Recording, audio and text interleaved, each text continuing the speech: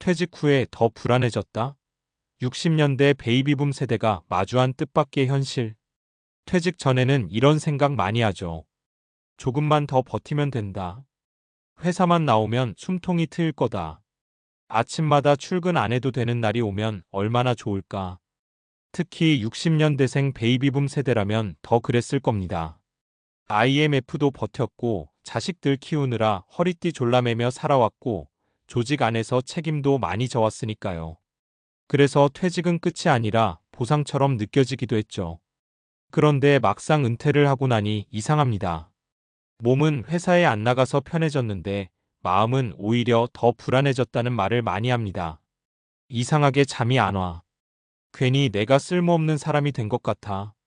돈도 그렇고 앞으로 뭘 하며 살아야 할지 모르겠어.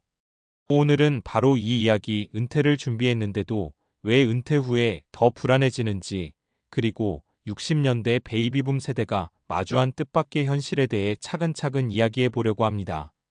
1. 은퇴 불안의 시작은 돈이 아니라 정체성이다. 많은 분들이 은퇴 준비라고 하면 제일 먼저 떠올리는 게 연금, 퇴직금, 노후 자금이죠. 물론 중요합니다. 그런데 실제로 은퇴 후 불안을 크게 만드는 건 돈보다 정체성의 상실인 경우가 많아요. 회사 다닐 때는 늘 이렇게 소개했죠. 어디 회사 다니는 누구입니다. 부장입니다. 팀장입니다.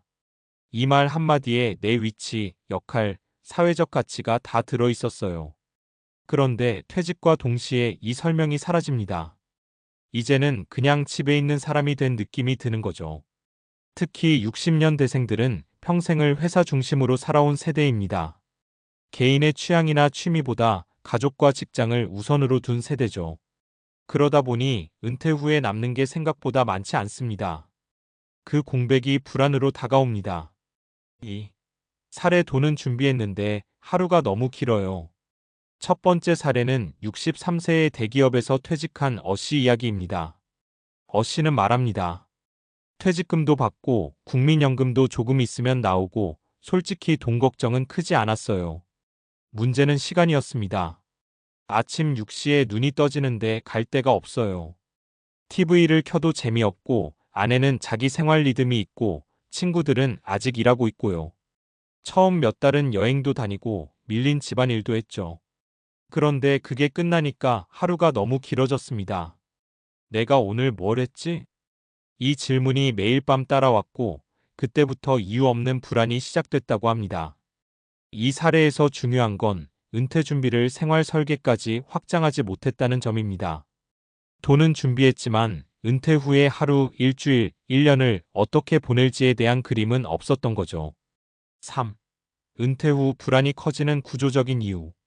60년대 베이비붐 세대가 특히 불안을 크게 느끼는 데에는 구조적인 이유도 있습니다. 기대 수명은 길어졌다. 은퇴 후 2030년을 더 살아야 합니다. 이건 여유가 아니라 또 하나의 인생 구간이죠. 평생 직장 개념으로 살아왔다. 전직이나 경력 전환에 익숙하지 않습니다. 은퇴 후 새로운 일을 시작하는데 심리적 장벽이 큽니다. 사회는 이미 빠르게 변했다. 디지털 환경, 일하는 방식, 인간관계 모두 달라졌습니다. 은퇴와 동시에 낯선 세상에 던져진 느낌을 받습니다. 이 세 가지가 겹치면 아무리 성실하게 살아온 사람도 흔들릴 수밖에 없습니다.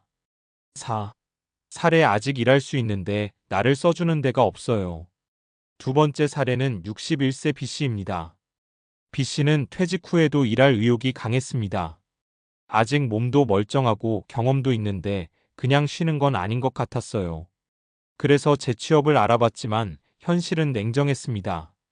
임금은 절반 이하, 계약직, 단순 업무 위주. 예전의 경력은 크게 의미가 없었습니다. B씨는 말합니다. 능력이 없어서가 아니라 나이가 걸림돌이더라고요. 이 과정에서 자존감이 크게 흔들렸고 내가 이제 사회에서 필요 없는 사람이구나라는 생각이 불안을 키웠습니다. 이 사례는 은퇴 후 불안이 개인의 문제가 아니라 노동시장 구조와 세대 간 단절의 문제라는 걸 보여줍니다. 5. 은퇴 준비는 연금 계산기로 끝나면 안 된다. 많은 은퇴 준비 콘텐츠가 이렇게 말합니다. 5월 생활비 얼마, 연금 얼마, 부족분은 얼마. 하지만 실제 은퇴자들이 겪는 어려움은 숫자로만 설명되지 않습니다. 중요한 질문은 이겁니다. 나는 누구로 살 것인가? 하루를 어떤 리듬으로 보낼 것인가? 사회와 어떤 방식으로 연결될 것인가? 이 질문에 답이 없으면 돈이 있어도 불안은 줄어들지 않습니다. 6. 살의 작은 역할 하나가 불안을 줄여줬어요. 마지막 사례는 65세 CC입니다. CC는 은퇴 후 1년 정도 힘든 시간을 보냈습니다. 그러다 동네 도서관에서 자원봉사를 시작했어요. 주 2회 아이들 책 정리와 안내를 맡았습니다. 처음엔 대수롭지 않게 시작했는데 변화가 생겼습니다. 내가 필요하구나. 오늘도 나를 기다리는 사람이 있구나. 큰 돈을 버는 일은 아니었지만 역할이 생기자 불안이 눈에 띄게 줄었다고 합니다. 생활 리듬도 안정됐고 사람들과의 관계도 다시 생겼습니다. 이 사례는 은퇴 후 삶에서 쓸모 있음의 감각이 얼마나 중요한지를 보여줍니다. 7. 은퇴 후 불안을 줄이기 위한 현실적인 방향. 정리해보면 60년대 베이비붐 세대가 마주한 은퇴 후 불안은 실패가 아닙니다. 너무 성실하게 살아온 결과이기도 합니다. 앞으로 필요한 건 이 세 가지입니다. 돈 말고 삶을 준비하기. 큰 일이 아니라 지속 가능한 역할 찾기. 은퇴를 끝이 아닌 전환기로 바라보기. 은퇴 후 불안해졌다면 그건 이상한 게 아닙니다. 이제까지와는 전혀 다른 인생을 시작하고 있기 때문입니다. 조금 늦어도 괜찮습니다. 지금부터라도 내가 어떤 하루를 살고 싶은지를 묻는 것. 그 질문이 은퇴 후 불안을 줄이는 첫걸음일 수 있습니다.